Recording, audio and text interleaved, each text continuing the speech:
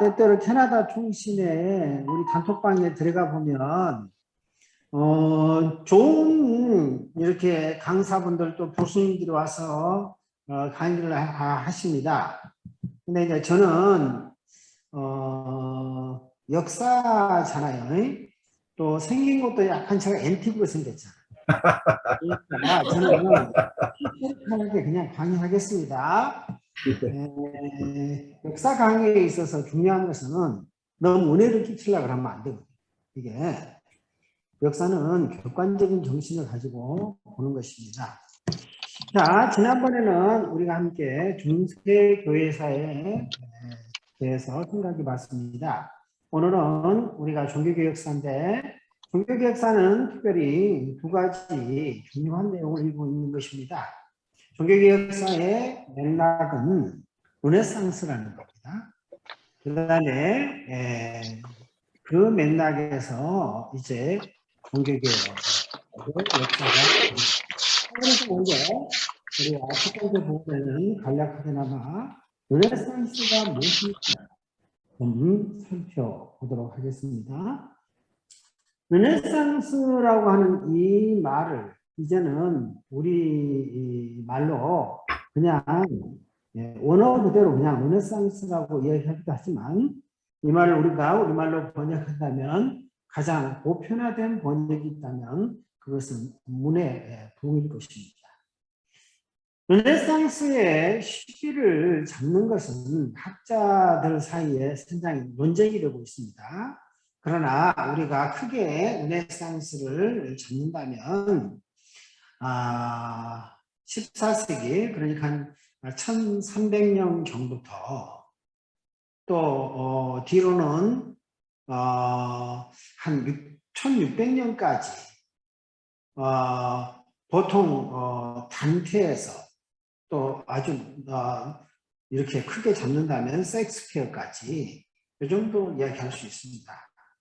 우리가 르네상스와 관련하여서 잘 알려진 인물이 있다면 그것은 여러분 뭐 레오나르도 다빈치 아시죠? 모나리자. 자, 그런가 하면 라파엘로. 그 르네상스 시대의 최고의 화가였다고 하는 라파엘. 그런가 하면 천지창조, 최후의 심판, 이런 어떻게 보면 불멸의 작품을 남겼다고 하는 미켈란젤로. 그런가 하면 르네상스의 왕자라고 흔히 부르는 에라스무스 같은 사람들은 다 르네상스와 관련하여서 우리가 기억해야 할 인물들입니다. 근데 르네상스가 보세요. 1300년부터 1600년까지 한 300년 동안 특별히 서구 역사 속에 인문학의 부흥을 이뤘다 그럴까? 또는 인본주의의 경향이 강력하게 나타났다 할까? 이런 어떠한 것이 있었는데 도대체 그런 것이 그런 어떻게 보면 경향이 나타나는 원인 같은 것을 이야기하면 뭘 이야기할까?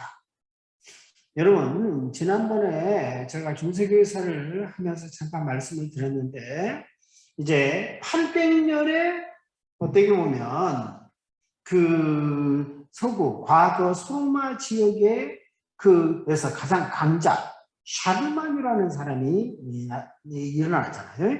샤르마뉴. 그 샤르마뉴가 속했던 그 왕조에는 그 불어로는 샤를, 독일어로는 칼, 영어로는 찰스, 이 사람들이 많은 거예요. 이런 이름이 그렇게 똑같이 불러요. 불어로는 샤를, 영어로는 찰스, 독일어로는 칼, 똑같은 말을 그렇게 그 언어에 따라서 다르게 부르는 거예요. 요 이름이 많다고 해서 그것을 라틴어로는 그것을 카롤로스 이렇게 부르거든요. 카롤링기언 그 문의 동. 이게 샬로마노 자신은 그렇게 학문이 많은 사람이 아니었는데 그러니까 더더욱 내가 세운 이 제국이 영원하기 위해서는 굉장히 학문과 예술에 기대었는지도 몰라요. 그래서 그걸 카롤링기언 르네상스 문해부흥이다. 이렇게 이야기하는데 사람들은 그 중세 말에 나타나는 르네상스의 아주 그 이렇게 시초로 그 9세기 초 800년대에 일어났던 카롤링기안 문해부흥을 생각하는 사람들이 있어요. 그런가 하면 13세기에 일어나면서 오늘날 그 세속적인 학문이 워낙 발달해서 교회가 따라가지는 못하지만 본래 보세요. 13세기 초에 교회에서 학문이 이루어진 거예요. 어디에서? 교회 부속학교를 중심으로 해서. 이런 것들이 다 이후에 중세 말의 르네상스 문해부흥의 형태로 나타났다. 이렇게 이야기해요. 우리는 그 르네상스를 또 그냥 보통 우리가 요즘 많이 쓰는 말이 인문학 그러잖아요. 인문학의 부흥이다. 이렇게 쉽게 생각해도 좋습니다. 여러분 11세기부터 13세기에 중세시대에는 거기서 태어났다가 거기서 죽는 사람들이 많아요. 그런데 서구의 사람들이 대거 동방에 원정 갔다 오잖아. 이것이 그 유명한 십자군 전쟁이잖아요. 그러니까 십자군 전쟁의 결과로 유입된 문화가 그 이후에 중세 말에 르네상스적인 분위기를 조성했다. 이렇게 또 학자들은 카운트하는 거예요. 그러면 1453년에 여러분 로마가 소노마 지역은 476년에 멸망했죠. 동로마 지역은 그때로부터 1000년이 돼간 거예요. 1453년에 동로마 지역이 멸망하자 동로마 지역의 많은 지식인들, 학자들은 왜냐하면 그것은 이제 모슬렘들이 통치를 하잖아. 그러니까 모슬렘의 지배를 피해서 그 사람들이 이탈리아로 들어왔다는 거예요. 이것이 중세 말의 문해부흥을 조성하는 굉장히 중요한 직접적인 원인이 됐다. 이렇게 봅니다. 여러분, 그런가 하면 여러분 중세의 사회의 근간을 이루는 것이 뭐냐? 토지를 매개로 한 봉신의 관계. 이거 봉건제도라. 봉건제도가 이제 서서히 이제 몰락이 갑니다. 그리고 뭐냐? 새로운 어떤 자유 상업 도시들이 발달하죠. 대표적인 데가 어디예요? 그 유명한 이탈리아의 피렌체. 여러분, 레오나르도 다빈치, 라파엘로, 미켈란젤로 이런 사람들이 다 기본적으로 그 피렌체를 배경으로 해서 초기에 활동을 합니다.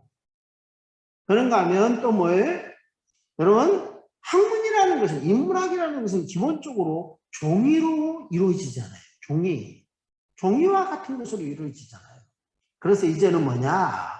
종이의 대량 생산이 이제 되는 거예요. 이것이 뭐냐? 인쇄술이다. 자, 이런 것들이 다 이런 요인들이 결합해서 중세 말의 무엇이냐? 인문학의 부흥으로 이루어졌다. 우리 이렇게 이야기할 수 있으리라고 생각합니다. 제가 60개를 무조건 다 끝내야 되거든요. 그래서 이렇게 해가지고는 제가 이 버벅거리겠습니다. 조금 더 진도를 하면 빨리.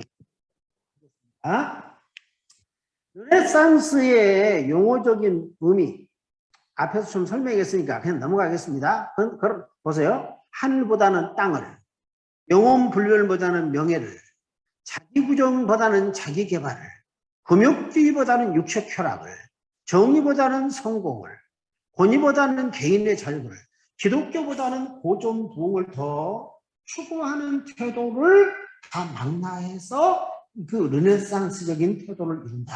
그렇게 생각합니다. 여러분, 르네상스의 슬로건이 있습니다. 이게 뭐냐? 고존으로 돌아가자, 근원으로 돌아가자. 요 이야기가 인터넷만 딱 쳐봐도 딱 나와요. 이 말이 무슨 말이냐?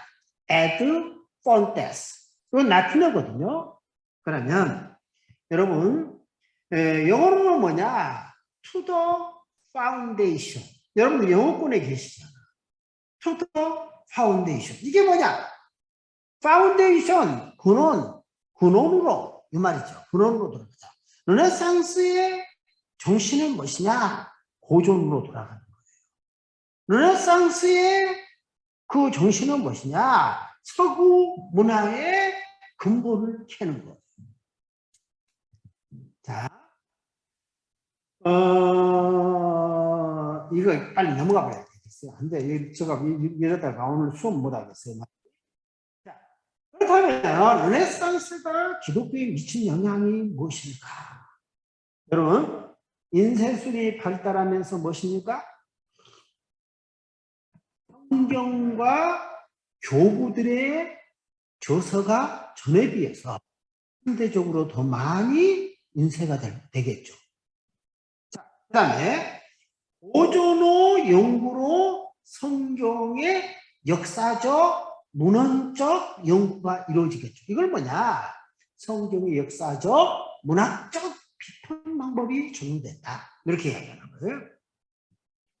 그 다음에 세 번째는 이전에는 관습, 전체 이거의 강조가 됐다면 이제는 뭐냐? 개인, 개성, 개인주의가 부흥하는 거예요. 자, 그 다음에 네 번째는 뭐냐? 이런 것들이 뭐냐? 종교교육의 부흥을 조성했다. 여러분은 그렇게 생각해야 됩니다. 로만 캐톨릭 교회는, 중세교회는 기본적으로 전체주의에 기초하는 거예요. 여러분, 개신교는 무엇이냐? 인디비듀얼리즘, 개인주의적인 그 요소가 강한 거예요. 자, 이제 넘어가겠습니다. 그렇다면 여러분, 그런데 우리가 앞에서 살펴본 바와 같이 300년 정도 되는 이 르네상스는 많은 학자들이 크게 두 가지 정도로 나눈다. 이렇게 얘기했어요. 하나는 뭐냐? 장소적으로 이탈리아 같은 데가 중심이 되는 거예요. 이것은 남부 르네상스다. 이렇게 이야기할 수 있어요. 유럽에서 이탈리아는 상대적으로 남쪽이잖아요. 그러니까 남부 르네상스, 그냥 그때는 이탈리아가 중심이 되니까 이탈리아 르네상스. 여러분, 이탈리아 르네상스의 특징은 무엇입니까? 이것은 여러분 영어권이니까 영어 그대로 쓰겠습니다. 굉장히 세큘러한 거예요. 세속적인 거예요. 세속적. 자, 뭐 세속적이 뭐다? 이런 거 뭐 제가 다 빼버리겠습니다. 자, 그런데 실제로 이탈리아를 중심으로 이루어졌던 르네상스, 이 세속적, 여기에서 주역들은 어떤 사람들이냐? 예술가들. 어떤 사람들? 레오나르도 다빈치, 라파엘로, 미켈란젤로. 이런 등 같은 예술가들이잖아요. 그런가 하면 문필가들, 누구예요? 단테가 있겠죠. 자, 이탈리아의 위대한 시인 페트라르카 같은 사람들이 있겠죠. 또 그런가 하면 또 후기에 등장하는 그 유명한 그 네덜란드 그 고향이 로테르담이에요. 그래 항상 뭐라고 하냐? 로테르담의 에라스무스. 이런 사람들은 다 문필가들이죠. 그러니까 세속적 르네상스를 주도했던 사람들은 예술가들이나 문필가들이었다. 이렇게 생각하면 좋겠습니다. 자, 이런 건, 여러분, 이제 레오나르도 다빈치, 이때 이 사람을 후원했던 중요한 후원자가 누구냐? 피렌체의 영주였던 로렌조 드 메디치. 이런 그 메디치 가문의 사람들이에요. 그 중에 그 레오나르도 다빈치를 후원했던 사람, 그 중에 한 사람은 로렌조 드 메디치. 이런 사람을 라파엘로 이런 사람들을 이제 후원했던 사람. 당시에 이런 어떤 피렌체의 영주격인 사람, 이런 사람은 메디치가의 사람들이고, 그런가 하면 교황들도 당시에는 르네상스적인 어떠한 그런 정신이 충만한 사람들이 있었어요. 라파엘로를 구원했던 사람 누구냐? 교황 율리우스 2세였다. 그래서 라파엘로가 그렸던 그림이 시스틴 성당의 마돈나 이런 거예요. 라파엘로의 굉장히 중요한 예술적 경향은 무엇입니까? 이교도적인 것과 성화적인, 다시 말해 종교적인 요소들을 가지고 그 시대에 대중들에게 어필하는 대중적 예술로 종합하는 능력이 있었다. 이렇게 이야기할 수 있습니다. 미켈란젤로. 옛날에 그 금기도 그 감독이 그 베니스인가 그 영화제에서, 베니스 영화제죠? 거기서 이제 큰 상을 받았잖아요. 이때 그 피에타라고 하는, 피에타.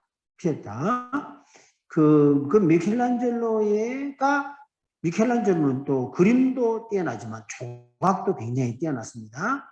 그래서 미켈란젤로 조각 작품 가운데 피에타 또는 데이비드, 다윗상을 이렇게 그가 조각을 했는데 이 다윗상이 굉장히 사실적이에요. 사실적. 근데 미켈란젤로 이전과 이후를 볼 때 그 미켈란젤로에 의해서 굉장히 어떠한 자연성, 사실성 것들이 강화되는 거예요. 그런가 하면 여러분 우리 성당이나 이런 데 가면 해반죽, 이렇게 하얀 해반죽을 다 벽에다 발라놨죠. 그런 해반죽 위에 그리는 그림을 프레스코화다 이렇게 이야기해요. 프레스코화. 그러나 프레스코 천정화로서 미켈란젤로는 두고두고 역사에 남을 만한 중요한 어떤 대작들을 그리는 거죠. 천지창조, 최후의 심판. 여러분, 나중에 종교교육의 원인이 됐던 것은 뭔가 성 베드로 성당의 건축이죠. 근데 성 베드로 성당의 건축은 건축가였던 브라만테가 처음 시작했어요. 근데 그것을 다 완성할 만큼 오래 살지를 못했어요. 그랬을 때 그 작업은 누구에게 이르냐? 라파엘로도 조금 개입했다고 이렇게 이야기하기도 해요. 그러나 그 일을 이렇게 크게 뒤를 이었던 사람은 미켈란젤로, 브라만테, 미켈란젤로 이런 사람에 의해서 오늘날 로만 카톨릭의 본당 성당과 같은 그 유명한 성 베드로 성당은 지어졌다. 그렇게 이야기할 수 있습니다. 특징이 뭡니까? 이 사람들은 다 예술가들이잖아. 그래서 당시에 이탈리아를 중심으로 향해서 어떤 르네상스적인 예술이 발달했다. 붕을 이루었다. 자, 그런가 하면 또 문필가들이 있었습니다. 이 로렌조 발라라는 사람입니다. 로렌조 발라. 여러분, 르네상스는 무엇이냐?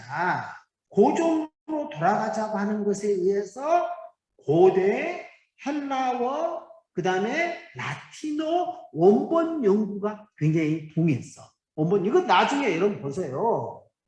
나중에 종교교육의 역사가 뭡니까? 성경으로 돌아가자. 성경으로 돌아가자 그럴 때 루터나 칼빈과 같은 사람이 그 사람들이 어떤 전공이 뭡니까? 성경 원어에 대해서 굉장히 희박하잖아. 이런 것들은 다 르네상스적인 어떠한 그 요소에 도움을 받았다. 이렇게 이야기할 수 있습니다. 로렌조 발라라는 사람이 있습니다. 이 사람이 1407년에서 1457년 한 50세 정도 살았던 사람인데 이 로렌조 발라가 어떤 사람이냐? 여러분 중세를 딱 보면 어떤 시대냐? 중세는 교황이 다 해먹잖아. 중세는 교황은 어떤 사람이냐? 교회의 수장입니다. 그렇잖아요. 두 번째, 중세의 교황은 어떤 사람이냐? 카노사의 굴욕 사건에서 보듯이 뭐냐? 교황이 황제도 이래라 저래라 하잖아. 그런데 여러분 보세요. 이러한 중세 사회의 이 어떠한 경향에 이런 그 이데올로기를 받쳐준 것이 있었어요. 나중에 이것이 위조 문서였다고 드러나기는 했지만 이것이 콘스탄틴 황제 중요 문서다. 하는 거예요. 콘스탄틴 황제의 죽음. 자, 콘스탄틴이 4세기 경에 분명한 것은 콘스탄틴이 이사 갔잖아. 로마에서 그가 수도를 어디로 옮겼습니까? 지금의 터키의 이스탄불, 그리고 이후에 사람들은 그곳을 뭐라고 이름을 불러서 그 당시에는 그곳이 이름이 비잔티움이었어요. 비잔티움. 로마에서 비잔티움으로 옮겼잖아요. 그리고는 근데 뭐라고 콘스탄틴 중요 문서의 핵심은 뭐냐? 콘스탄틴이 이사 가면서 두 가지를 줬다는 거예요. 하나, 서방에 많은 땅을 조회해 줬다. 이거 하나. 두 번째, 뭐냐? 서방의 사실상 통치권을 콘스탄틴이 누구에게 넘겼느냐? 교황에게 넘겼다는 거예요. 교황은 누굽니까? 로마의 주교를 교황이라고 그래. 로마 교회의 감독을 교황이라고 그래. 교황에게 넘겼다. 왜? 자기는 이사 가니까. 땅도, 많은 땅도 넘겼고, 그 다음에 뭐냐? 이렇게 서방 지역의 통치권도 넘겼다. 그러니까 나중에 뭐냐? 중세시대는 무엇이냐? 교황이 교회도 지배하지만 당시에 서방 지역을 다 지배하려고 그러잖아. 왜냐? 콘스탄틴 중요문서 같은 것이 딱 이 받치고 있는 거예요. 근데 보세요. 로렌조 발라 중세가 거의 끝난 시대잖아. 중세 말에 로렌조 발라가 딱 뭘 밝혀냈냐? 콘스탄틴 중요 문제는 이게 위조문서다 하는 걸 밝혀냈다는 거예요. 어떻게 밝혀냈어? 콘스탄틴 위조문서에서 나타나는 관직 명칭, 용어, 이것은 그 시대에는 이런 용어를 안 썼다는 것이에요. 이런 관직 명칭이 당시에 로마 제국에 이런 용어를 쓰지 않았다는 것을 밝혀냈다는 거예요. 뭘 통하여서? 고문서 연구를 통하여서. 이건 굉장히 큰 사건이에요. 이것이 여러분 르네상스라고 하는 것을 오늘날 우리가 굉장히 포괄적으로 쓰거든요. 인간 중심. 너는 르네상스는 뭐냐? 인문학과 예술의 부흥. 이게 다, 또 르네상스는 뭐냐? 고전 연구가, 고전으로 돌아가자. 고전 연구가 굉장히 성행했거든. 이것이 다 낙나해서 르네상스는 뭐냐? 문의 봄인데. 그렇다면, so what? 르네상스가 도대체 뭘? 르네상스가 그 시대의 여러 가지 것들에 대해서 다시 생각해 보게 됐다는 거예요. 뭐냐? 르네상스. 이게 르네상스 정신이라는 거예요. 그래서 로렌조 발라라고 하는 지식인이 뭘 밝혀냈어요? 중세 사회는 사실상 기만적인 사회였다 하는 것을 무엇을 통해서? 콘스탄틴 중요 문서는 이건 새빨간 위조 문서다 하는 걸 밝혀냈다. 그 다음 로렌조 발라가 또 이렇게 어떤 그 르네상스적인 정신을 가지고 밝히는 것이 있어요. 여러분 아포스토스 크리드라고 그러죠? 우리 사도신경이죠. 사도신경. 여러분 본래 사람들을 어떻게 믿었느냐? 사도신경은 12사도들이 딱 모였어. 그리고 다 눈 감고 기도했어. 그리고는 한 구절씩 하나님으로부터 받았어. 그리고 모아놨어. 그리고 이것이 뭐냐? 사도신경이 됐다. 이런 식의 이야기가 먹혀 들어갔어요. 근데 로렌조 발라가 뭐냐? 아니다. 사도신경은 12사도들의 직접적인 작품이 아니다는 것을 밝혀냈다는 거예요. 이것도 로렌조 발라가 그의 어떠한 르네상스적인 정신을 가지고 밝혀낸 거예요. 물론 이제 세 번째는 뭐냐? 성경 연구의 역사 비평 방법, 고문서 문헌 방법, 텍스트 비평 방법, 이런 것들이 뭐냐? 르네상스적인 어떠한 것에 힘입어서 로렌조 발라와 같은 사람들이 이제는 성경 연구에도 적용하기 시작했다. 오늘날 이것이 굉장히 파괴적인 결과를 낳았다. 오늘 그건 어느 정도 사실이지만 분명한 것은 로렌조 발라와 같은 사람들이 성경 연구에 이제 역사 비평 방법을 적용했다. 이렇게 볼 수 있습니다. 자, 조금 전에 드리는 말씀은 르네상스의 남부 르네상스. 이것은 세큘러였습니다. 세속적이었어요. 근데 이제 이 르네상스가 북부로 왔어요. 남부 르네상스는 이탈리아가 중심이 됐어요. 북부 르네상스는 어디냐? 딱 이런다는 거예요. 첫째, 네덜란드.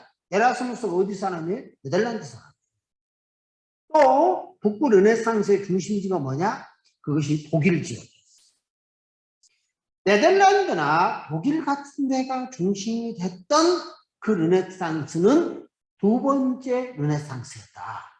이 르네상스를 북부 르네상스라고 한다. 북부 르네상스의 기본 어떻게 보면 이 중심은 어떤 것이냐? 남부 르네상스가 세속적이었다면 북부 르네상스는 무엇이냐? 굉장히 종교적인 경향을 띄었다. 이렇게 이야기할 수 있습니다. 남부 르네상스의 이탈리아 르네상스가 종교에 무관심하거나 종교에 대해서 지극히 피상적이었다면 북부 르네상스는 굉장히 종교의 신앙에 관해서 열심히 있는 사람들에 의해서 주도됐습니다. 이러한 북부 르네상스의 종교적 경향을 주도한 데가 있습니다. 그것이 공동생활 형제단이에요. Brethren of the Common Life. 공동생활 형제단. 이 굉장히 중요한 말이에요. 공동생활 형제단. 공동생활 형제단의 사람들은 어떤 경향을 가졌느냐? 첫째, 이 사람들은 굉장히 인문학에 대해서 관심이 있었어요. 인문학적인 학풍 플러스 뭐예요?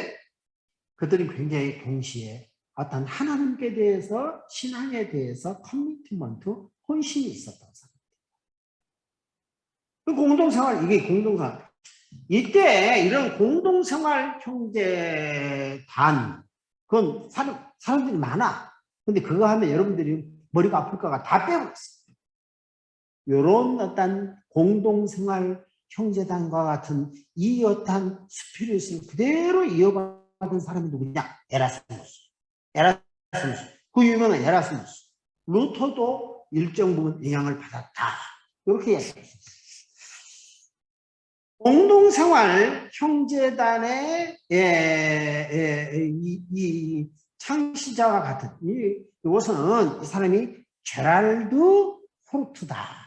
이렇게만 그냥 알고 그냥 지나가겠습니다. 그 다음에 여러분 그래도 우리 하총장님이나 다 노력하고 여러분들 참 열심히 있잖아요. 그런데 요 용어는 알아야 될 것 같아요. 이게 뭐냐? 네보치오 주 모데르나 요것이 있어. 요것을 그냥 우리말로 뭐냐면 요거 근대적 경건이야. The modern devotion이라고 해요. 데보치오 모데르나. 이 말은 여러분들이 좀 기억할 필요가 있어. 이것이 근대적 경건이에요. 데보치오 모데르나라는 말은 이 말은 뭐냐? 공동생활 형제단의 이 훈련소와 같아. 훈련소. 경건 훈련소 같아. 이게 뭐냐? 데보치오 모데르나. 근데 여기서부터 이 말이 나왔는데 그냥 흔히 뭐냐? 데보치오 모데르나라는 말은 뭔 말이냐? 그냥 우리말로 쉽게 얘기하면 근대적 경건이다. 모던 디보션이다. 이 말은 여러분 그래도 우리 캐나다 총신 사람들은 이거 기억하고 있어요. 자, 전부터 다 넘어가겠습니다. 에라스무스에 대해서 이제 이야기해 봅시다. 왜냐면 강의가 좀 재밌어야 되니까 우리가 졸음하면 안 되잖아. 자, 이제 에라스무스 이야기.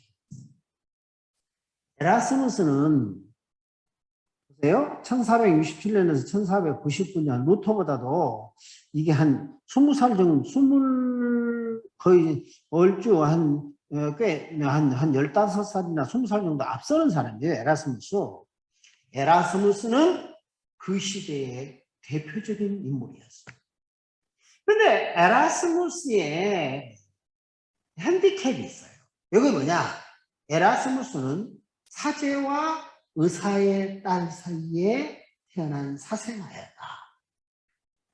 이것이 에라스무스의 굉장히 어떻게 생각하면 그 마음속에 있는 어떤 늘 불편한 생각이었어요. 에라스무스는 사생아였어요. 사생아. 사제와 의사의 딸 사이에 태어난 사생아였어요. 에라스무스는 이걸 늘 그 감추고 싶어 했던 자기의 치부와 같았다. 이렇게 얘기를 했어요.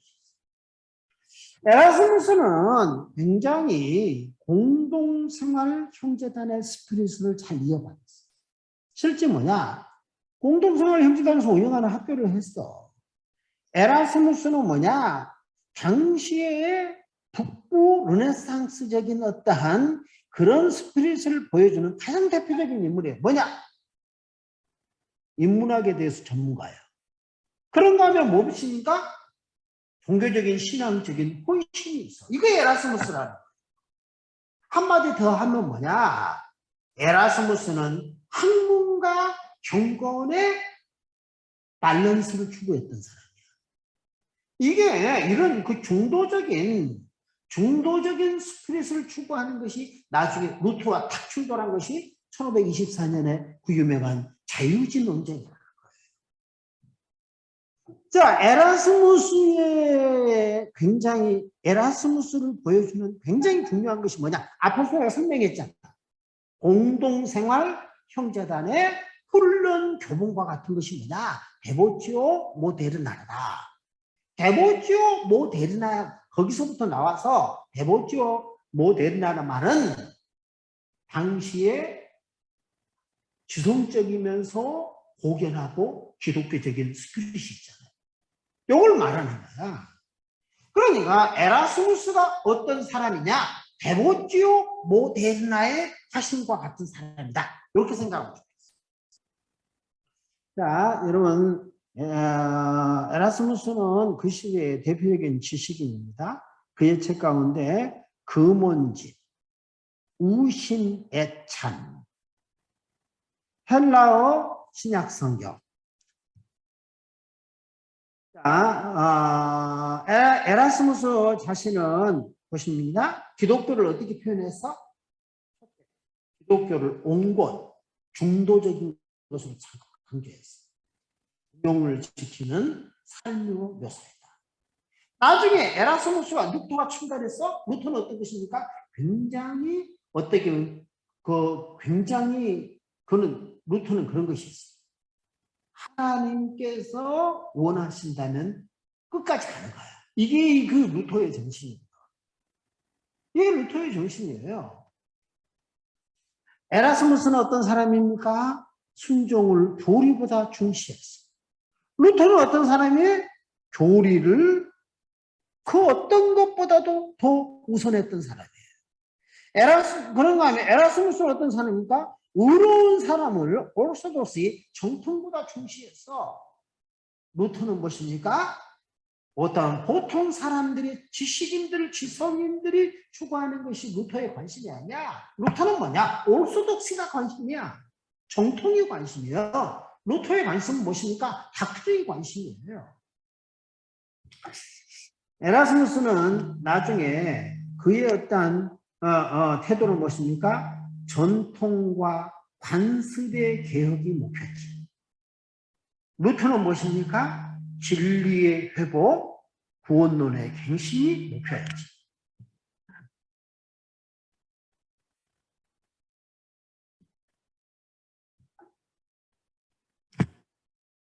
이거 어떻게 되지 않가요?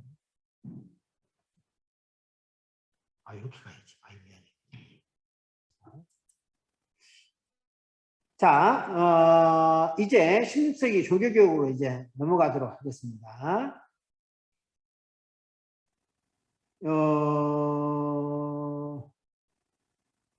16세기 종교교육, 그냥 조금 이따 제가 이렇게 우리가 르네상스를 길게 이제 다루었던 이유는 오늘날 이제 굉장히 학자들 사이에 중요한 것은 실제로 그렇고 종교개혁의 일정 부분 르네상스의 영향을 분명히 받았거든요. 물론 그것이 전부라고 하면 종교교육사를 완전히 버려버리지만 그러나 일정 부분 받은 것은 사실입니다. 그래서 정확하게 내가 설명을 했습니다. 이제 16세기 종교개혁에 대해서 살펴보겠습니다. 16세기에 종교개혁이 왜 일어났느냐? 그 시대에 도덕적인 부패가 있었어요. 돈이 지배하는 시대가 되어버린 거지. 만몬이 하나님의 위에 올라가 버린 거지. 이게 뭐냐? 여러분, 죄 용서하는 것을 상급화했어. 이게 뭐야? 면죄부지. 이게 면죄부예요. 그 다음에 여러분 보세요. 조심해야 됩니다. 직분을 받을 때 돈 많이 내라고 하는 거야. 이게 다 성직매매예요. 조심해야 돼요. 그런가 하면 무엇입니까? 본래 이때는 이미 성직자들의 독신이 강조되거나 강요되고 있어요. 근데 무엇이냐? 그건 공식적인 것이고 비공식적으로는 어떠한 사제들의 신부들의 사생아들이 너무 많은 거야. 자, 그런가 하면 이 어떠한 지적인 또 원인이 있어요. 여러분, 중세를 이렇게 받쳐준 하나의 신학 사상이 뭐냐? 그것이 스콜라 신학이라고 하는 것이거든. 또는 스콜라 철학. 이건 스콜라라는 말은 굉장히 조직화된, 체계화된 그런 말입니다. 여러분, 중세를 지배했던 것은 아퀴나스적인 어떤 사상이었습니다. 근데 이제 중세 말에 이 아퀴나스적인 이 전체주의적인 사상이 이제 이게 오캄이라는 사람들에 의해서 이제 비판받는 거예요. 아퀴나스의 실존론이 오캄의 유명론에 의해서 깨졌다. 이렇게 합니다. 이것은 너무 복잡하니까 제가 그냥 이 정도만 하고 그냥 넘어가겠습니다. 그 다음에 여러분 보세요. 중세 말에 이제 중세에 대학이 들어오잖아. 학문이 발달하잖아. 고전 연구가 부흥하잖아. 그 다음에 사회적인 원인, 봉건제도가 붕괴되고 상업이 발달하고, 여러분, 중세는 무엇이냐? 어떠한 굉장히 어떻게 보면 콘스탄틴의 꿈이 있잖아요. 하나의 제국을 하나의 교회가 받쳐주잖아. 이러면서 보편주의가 지배해서, 그런데 이제는 무엇이냐? 이제는 국가주의가 일어나는 거예요. 국가주의. 여러분, 개신교 종교개혁은 어떤 면에서 어떤 것이냐? 여러분, 루터의 종교개혁이 성공했던 것은 하나님의 역사지만 사회 경제학적으로 말하면 어떤 것이냐? 당시에 루터를 지켜준 것은 무엇이냐? 독일의 지배자들이야. 독일의 정신이야. 독일의 국민들이에요. 왜냐? 이 독일이라고 하는 구체적인 국가주의가 루터의 방편막이 되거든. 자, 그 다음에 영적인 원인. 사제들이, 교황들이 모든 것을 지배해. 요것이 지나친 거예요. 그렇게 되면서 결과적으로 무엇이냐? 교회가 가르침으로부터 이탈했어요. 여러분, 우리가 16세기 종교개혁에 우리의 명분은 무엇이냐? 가르침으로부터 이탈했다. 16세기의 종교개혁의 가장 큰 정신은 무엇이냐? 진리의 회복이다. 이것은 뭐냐? 가르침의 회복을 말해요. 자, 그 다음에 이제 루터와 독일의 종교개혁에 대해서 이야기하겠습니다. 마틴 루터에 대해서 간략하게 이야기하겠습니다. 마틴 루터는 어디 사람? 독일 사람. 자, 마틴 루터의 고향이 어디입니까? 아이슬레덴에서 1483년에 태어났어요. 루터는 우리가 짐작할 수 있는 대로 굉장히 학문적인 능력. 루터의 아버지와 칼빈의 아버지는 서로 굉장히 성향이 달랐어. 루터의 아버지는 독재자예요, 독재자.